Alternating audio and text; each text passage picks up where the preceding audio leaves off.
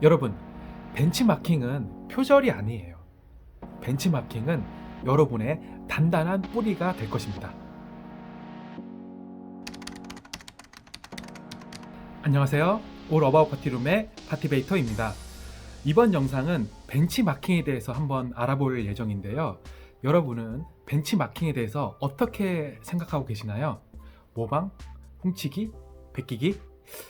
저는 훔치기라고 생각을 하는데, 이 이야기는 아마 피카소 이야기를 들어봤을 거예요. 뛰어난 예술가는 모방하지만 위대한 예술가는 훔친다. 그 말이 무슨 뜻일까요?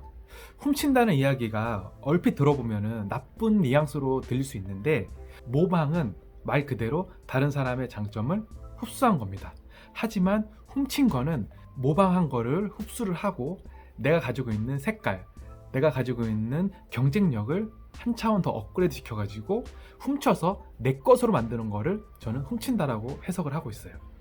처음 사업을 시작하거나 아니면 창업을 하고 싶은 분들은 벤치마킹은 필수 조건이라고 생각을 해요. 그 이유에 대해서 제가 간단히 말씀을 드릴 예정인데요. 왜 우리는 벤치마킹을 해야 될까요? 벤치마킹은 지름길이라고 볼 수 있습니다.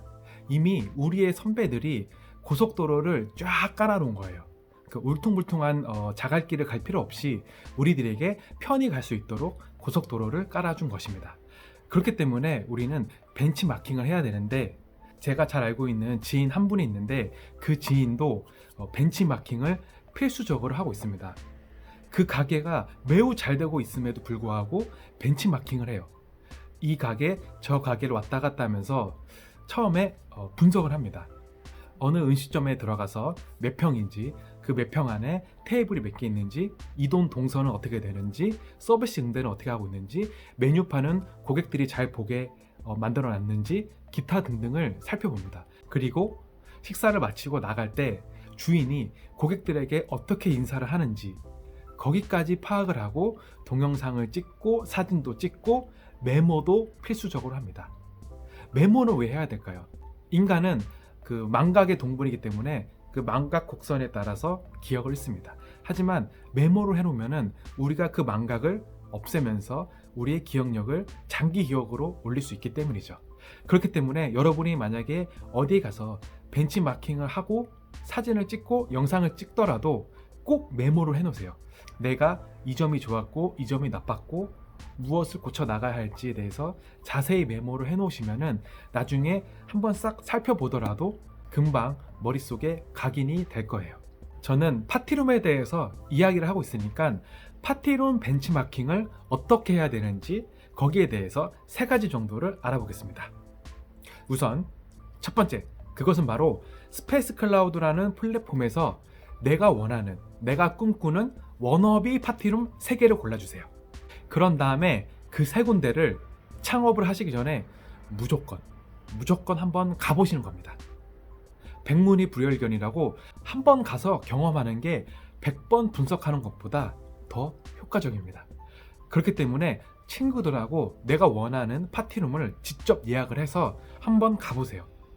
가본 다음에 2번째로는 어떤 장점이 있는지 확실히 파악을 하셔야 됩니다. 어떤 장점이 있는지 총 3분류로 한번 파악을 해보셔야 되는데, 첫 번째가 첫인상. 과연 내가 그 파티룸을 갔을 때 어떤 첫인상을 받았는지. 2번째는 중간인상. 내가 파티룸을 있으면서 어떤 게 불편한지, 어떤 게 좋은지에 대해서 한번 파악을 해보셔야 되고, 마지막으로 제일 중요한 거는 끝인상입니다. 여러분이 가장 관가하는 게 끝인상인데, 끝인상이 사업에 있어서 정말 중요합니다. 간단히 예를 들면 내시경 검사할 때도 첫인상보다 끝인상이 중요합니다. A그룹은 총 10분 동안 9분 동안 통증이 없었고 마지막 1분 때 통증이 있었습니다. B그룹은 9분 동안 통증이 세고 1분 동안은 통증이 없었습니다.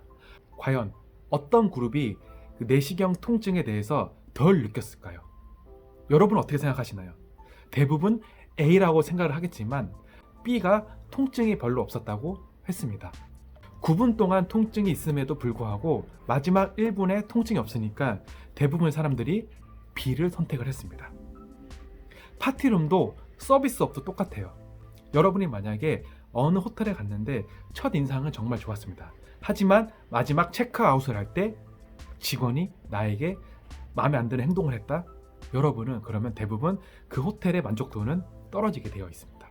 그렇기 때문에 여러분이 어느 파티룸에 가서 끝 인상이 어떤지 한번 자세히 살펴보세요. 그리고 끝 인상에 대해서 분석을 해보시다 보면은 나중에 여러분의 파티룸에 적용을 할 수 있습니다. 세 번째는 단점을 파악하는 겁니다. 단점 파악하는 거는 의외로 쉽습니다. 내가 파티룸에 지내는 시간 동안 어떤 점이 불편한지에 대해서 메모를 하고 영상을 찍으면 금방 알 수 있습니다. 우선은 화장실이 얼마나 불편한지, 어느 물품이 구비되어 있지 않은지, 이동 동선은 어떤지, 내가 편히 쉬면서 놀 수 있는지, 기타 등등에 대해서 단점을 파악할 수 있습니다. 저 같은 경우에는 처음에 벤치마킹 할 곳이 없었어요. 그래서 저는 주로 호텔이나 펜션 이런 곳을 벤치마킹을 했고, 인테리어 부분에서는 제가 말씀드린 핀터레스트 아시죠? 핀터레스트 사이트 들어가서 해외 유명한 인테리어 디자이너, 데코 디자이너들을 그대로 모방해서 저만의 방식으로 한번 표현해 보려고 노력했습니다. 지금 보시는 사진들은 제가 이렇게 따라하려고 모방을 한 거고요. 저만의 색깔로 한 번 더 만들어 본 인테리어입니다. 만약 어느 분야에서 어느 정도의 위치에 올라섰다?